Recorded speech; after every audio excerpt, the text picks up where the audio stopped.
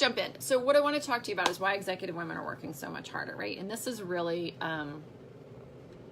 there we go. Now I'm centered. I'm looking at myself behind on the screen. Okay. Why are we working so much harder than the guys, right? And really than we need to be. And this was a big issue for me as I climbed up my own sort of success story of the corporation ranks, because here I was going, oh gosh, I finally made it to director level and then VP level, and it's going to be great because I can start like just really being really strategic, do some of the higher level thinking, and just have some time to really enjoy, what I had been doing for so long. And instead I found myself working harder than ever. Can anyone else relate to that? If you can, just type a 1 in the comments below. So for those of you who don't know me, my name is Kathleen Byers. I'm the founder of a program called Corporate Women Unleashed, and my husband and I co-founded a company called Redefine the Good Life, because both of us, as we excelled in our executive careers, found that there was something missing. And we got to this point where we're like, we're supposed to be so extraordinarily happy. We have it all. We've landed in the middle of success that everyone else says, this is what success is. We had a beautiful home, we had great family, great marriage, all these different things, but we didn't have, but we weren't satisfied. And then it was like, then we feel guilty. Well, we should be satisfied. We should be grateful. Look at all these blessings. But what we found ourselves doing was doing work that was no longer fulfilling, working all the time. There was never any time to play, and basically burning out. And so my husband and I, we actually left our careers in Dallas, and we went to live on an island because that's how burnt out we were. And we thought, oh, it's got to be the simple life. This needs to be the answer. And we work with so many women and so many executives today who say the same thing. Kate, maybe I just need to step back. Maybe it's just time for a sabbatical. And I totally get it. But often that's not the case. The problem with going the sabbatical route, like if you've never backpacked across Europe and this is your big dream, obviously do it.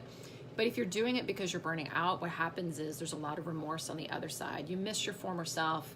It's not fulfilling to be just sitting around on a beach, and you're missing out on all the goodness that you created to begin with. So why are executive women working harder than they need to? And that's our topic for today's broadcast. So a big piece of what's going on, and I'd love to know, for those of you who are listening, is really the sense that we've all been raised as women that you can do it all, but you got to be the good girl. You've got to be the high performing, career woman. You need to also be the very hands-on mom. Oh my God, if you're not Pinteresting, what kind of mom are you? How dare you order out for your kid's meal? There's just all this pressure. And if you'll notice, I don't know about any of you who are married, but we talk about this a lot among our client group, is a lot of time with our husbands, they have pressures too, but it's different. Like when my husband comes home, he's just home. Like there's no like, oh gosh, did I get that done in the office? Did I remember to send that email? How are we going to solve that problem? I mean, he's just like, I'm home. What are we doing now? I mean, just like very present in the moment. Okay. And this is very unique to our psychology. So guys are able just to shut it off. You guys ever notice that? I used to work with a guy years ago, and I'm a little embarrassed to share this because I just was so jealous of him. I called him Mr. Butter, because we would go to these executive team meetings. We'd all be sitting around, the boardroom table and solving some issue. 9 times out of 10, whatever we were talking about had nothing to do with my area or my area of expertise, or even like I worked in international and everyone else worked in domestic. And I'm like, why am I even in this room? Do you ever feel that way? Like you get pulled into these meetings and you're like, why am I even here? But anyways, well, because now you have the title, and so you have to be there for every single meeting. And this guy would come in and he would offer up his solution, his ideas. He would listen intently. He was incredibly good at really keying in on what was really going on in the room. And he would make some suggestions and everybody would go like, oh, that's amazing. And then he would just like walk out. And I was like, God, he's Mr. Butter. How does he do that? And here I was walking out with like a stack of notes, like, okay, who's gonna do this? And there was Kate, and I had like this notebook full of things that somehow had landed on my plate, even though I didn't even work in this particular area. So what that is just such a beautiful example of is a couple things. One is Mr. Butter's psychology was not, I need to be in there and prove that I can do this job. He went in, he observed what was going on, he contributed to the level he was very good at contributing to. He was an excellent listener. He was helping other people move along their thought process. And then he said, guys, I think we've got a great plan. Sounds good. And he walked out and went home. And that was it. And I'm like, and he protected his team, and he had a thriving life. And I'll never forget that, because at the time I resented him. But what I learned to do was years later go, there's some strategies there that I need to adopt. Now, here's where we get tripped up, ladies. And I don't want to make this a big discussion about women versus men, because that's not my agenda. I think, again, men have their own pressures and stress and a whole different thing going on. I'm the mother of 2 sons. That's not the message I'm trying to create here.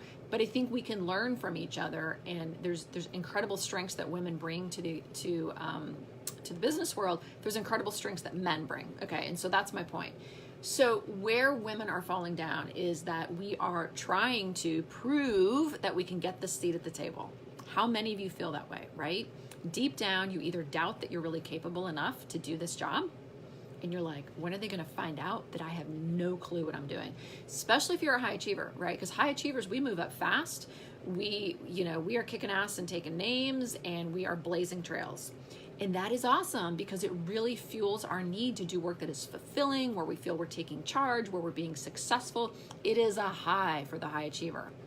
Where we fall short is we don't stay in any one position long enough to feel confident, and we are usually driven by fear. Okay, and that's what I wanted to talk to you about today, because it is that fear that is keeping us clutching literally to that executive table, or to whatever promotion you're at, whatever level you're at. It's like, oh my God, if I do this, I might lose my job. Oh my God, if I do this, my boss will be mad. The client will be mad. I'll upset someone. This is how we're raised. And I hate to say that in this day and age, but culturally, I mean, it was very clear to me as a young woman, and I don't ever remember my highly independent mother saying this overtly, but it was very clear to me that I was expected to be a quote unquote good girl, right? And that was very clear to me. I need to be a good girl. Don't upset the apple cart. Don't make people upset. And you see this in our culture. And so what this does for women, and this is where there's some differences, is on the one hand, we tend to be very empathetic. We tend to be we can be in very many times more sympathetic leaders and things like that, which is incredible to bring that to the workforce. But it can also, if it's based underneath with fear, it can keep you in a situation where you're constantly trying to prove yourself. And I hear that over and over and over again with the women we talk to is, well, as soon as I prove myself, I'll be able to.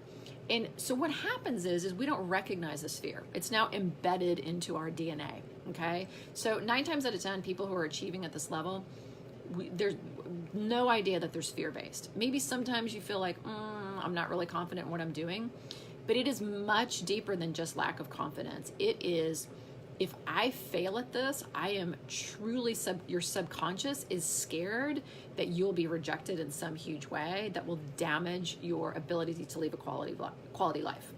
So what we do, ironically, is we trade off a high quality life to have this little scrap of success that we've sort of worked so hard to get, even though we're not happy.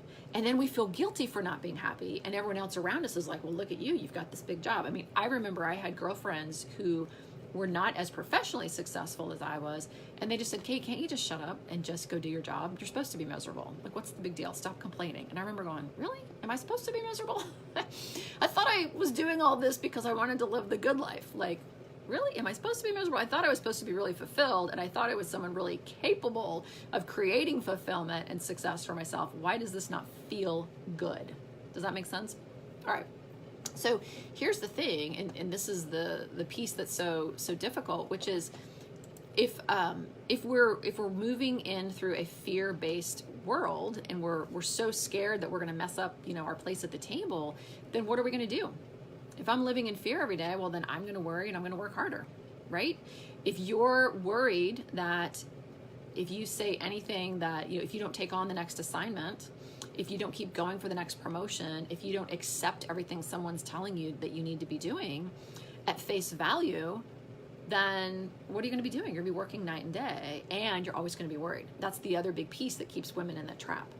We are working not only harder in the office and at the work to try to make sure all the I's are dotted, all the T's are crossed, every single sentence is written correctly, but we're also working way too hard up here, because we lack that confidence. We lack that chutzpah, that just sort of like, yeah, right? Like Mr. Butter, he came in the room and he's like, boom, boom, boom, boom, boom. Great, bye, see ya. He wasn't sitting there worried about his value equation. Am I valuable in this room? He was like, of course I'm valuable in this room, because he had no fear. So here's where women go wrong. We go to leadership training, we go to personal development training, we go to all these different things our companies send us to. And what it teaches you is to act on strategies that require you to be fearless. Great, sounds great. I can't remember, I can tell you how many amazing leadership training programs I've been in, and I listen to those strategies and I listen to those action steps they ask me to take, and I'm like, that is totally what I'm gonna do. And then you go back to your world when you're no longer sitting in the middle of the woods in a cabin with a bunch of other executives learning how to be a better executive, and you actually have to go do it. And guess what? If you have fear as your basis and you're worried about how your actions are, you can do it for a while, but it's all willpower. It's a huge mental drain. So it's not going to help you with the mental strain, and it's certainly not going to help you work less. You'll work differently for a while because you've got these new strategies, or you're trying to be more like the guys, or whatever that is that you're doing. But then what happens is, and we hear this all the time, oh my God, Kate, I did it for 3 months and then I got rocked backwards. I had control and then I lost it. I thought I had actually created change and then it all went haywire. And that is because the underlying cause always is emotional and psychological. And that is why, when my husband and I got together and we started going on this journey ourselves, we tried so many external things to us. We go to live on an island. How hard could that be? Well, then we still weren't happy. And then we came and had a simple life here. And then we rolled our careers back, and then we leaned into our careers. And we did all these different things that you typically think. We had time management calendars. We meditated. We went to therapy. I mean, oh my God. And nothing worked. Nothing worked for long. I'll say things would make things better for a while. And finally what we started to realize is that it was human behavior that we were missing. We did not understand enough about human behavior and what was going on inside of us. And it was when we started really experimenting and studying and understanding that when you release yourself from fear and from this whole idea that this morsel of success that we've created and that we're so lucky to have, right, is not luck. You're totally capable. I tell women that all the time. You are totally capable to create any opportunity you want. We have women who will say okay, you don't understand. I'm only skilled in this one area. I'm a subject matter expert. No, you really aren't. We have women who tell us they work in a toxic culture. No, you can navigate that. We have women tell us you don't understand the demands of, my internal facing job or my client facing job or my company's going through this restructuring. We psychologically, it is the human nature to come up with 1,000 different reasons why this fear is okay. Because we don't want to label it fear. We're high achievers. High achievers don't live in fear, do we? No, we go get things done. So what we have to recognize, and this is what I tell women all the time when we're working together, is it's really different mental game. Stop thinking of yourself as weak or fearful and all these different things, which is little scaredy girls. That is not what it is. It's really born out of something that's much deeper psychologically. It's a self-protection mechanism. It's not scared like you're a scared girl. It's self-protection. I want to be this woman who is an influencer. I want to be a woman who is fulfilled. I want to be a woman who has an impact. I'm capable of doing this. And I need to do it in a way where I get to control the rhythm. I get to influence what's going on in my life so I can enjoy what I've created. So you have to think about it as really changing your mental game. And this is what we are such experts at, and what we do in Corporate Women Unleashed is we help you understand your mental game. Because when you understand the psychology that's holding you back to this fear-based sort of I've got to hold on to the table, right? And you understand also that your human behavior, how you can keep yourself optimally balanced at all times, and that you're operating from a source of strength versus exhaustion. That alone starts leveling the playing field in a way that really surprises women. And it's almost exciting. So you have to think of it I got to get rid of this fear. Well, who wants to do that? That just sounds icky. It's no, you got to up-level your mental game. You got to play at a new level. The hard work that you're putting in that got you to this place isn't going to get you to that next level, right? You have to feel confident. You have to know how to go in and negotiate. You have to know how to go in and influence. You have to know when it's time to lean in and when it's time to step back, when it's time to say, I'm taking the bull by the horns, and when you're saying, hey, someone else needs to take the bull by the horns. And when you're not scared, all those decisions are super clear. It's super self-evident. And time over time, what we hear from our clients is, Kate, this is so easy. And I'm right. It's not easy getting there, but it's once you understand how, it's this is simple. It's this is so simple. 90% I would say of our clients do not change their jobs. They all thought I've got to step back. I'm burning out. There's no way I can continue to do this. For some, truly, yes, it's time for them to do something else. They're just no longer aligned authentically with the career that they're in or the company that they're in. But 90% are like, oh my God, I thought I was going to have to live on airplanes. I thought I was going to, I had to give more than I really do. And as they start learning that their psychology, this fear-based psychology is what's keeping them trapped, and they learn to release it, because again, you can put in strategies. I could teach you strategies all day long. Strategies covering fear is just waiting to implode, right? So if we cover up the fear and we just don't deal with it, we don't deal with the psychology and really dive into it, it's like being on a diet, right? I say this all the time. We all know if we go on a diet and we stop putting stuff in our face that we'll lose weight, but how often do we do it, and do we do it sustainably, right? When you start actually getting into why is eating so important to me? What does eating mean to me? Where did that come from? Let me uproot what eating means. So maybe eating means connection for you. Maybe eating is something that you do when you're tired. Maybe eating, and you actually get rid of that, that modus that actually creates that, then you don't have to eat anymore when you're tired. Then you don't have to eat anymore for connection. Then you don't have to eat anymore for stress. Think of this as the same way. You've got to get rid of that trigger. When the trigger is gone, you're not trying to hold the trigger down in a can and just like, oh God, I'm not going to let the trigger me anymore. That is exhausting. And that's what where like therapy usually fails us in this particular regard, or career coaching or leadership training can fail us, is they're giving all the strategies up here, which are phenomenal a lot of times, but they're not actually showing you how to rewire and, you know, live in under a new, in a new mental state. And when you change that state away from fear into possibility, confidence, understanding your value, being an influencer, and recognizing when you do need to be working more and when you need to be working less, you have control. When you have control, you feel balanced. When you feel balanced, it's very clear to you that you don't always have to work this hard, and that a lot of this hard work we are creating all on ourselves, okay? So I don't know how many of you have ever experienced, you know, again, whether it's a spouse or a male colleague or whatever, where they just seem to get their work done. It seems really effortless. They don't go home and stress about it. They just get it done, don't worry about it. They don't do sloppy work, they do great work. They always get it done. But if that's you, I would love for you to put like a 1 in the comments below, because it's really great for all of us to share and see how we're not alone, and noticing that sometimes guys can disconnect a lot better than we can. And I want you to see that. 2, if you are someone who has struggled with feeling like you're working way more hours than you need to, and you're kind of looking around going, is it me? Because there's other people here who seem to figure this out. Then write that. Say, you know, put something in the comments, because I think as women we need to share, and you need to see that you're not alone in this. There are other women who feel the same way, and there are so many women, especially who are you know, aspiring leaders already, leaders at the top or the pinnacle of their career, that are burning out and stepping back because they're just like, I just don't know what else to do. And what you have to do is just what I said here. When that fear goes away, magic happens. It truly does. And I hope every woman can succeed with this and sincerely understand this. And that's why what we do is so unique, because we combine psychology with behavioral science as well as the career strategies. And so all 3 of those together, like, those are the keys to unlocking freedom of the gilded cage. Absolutely.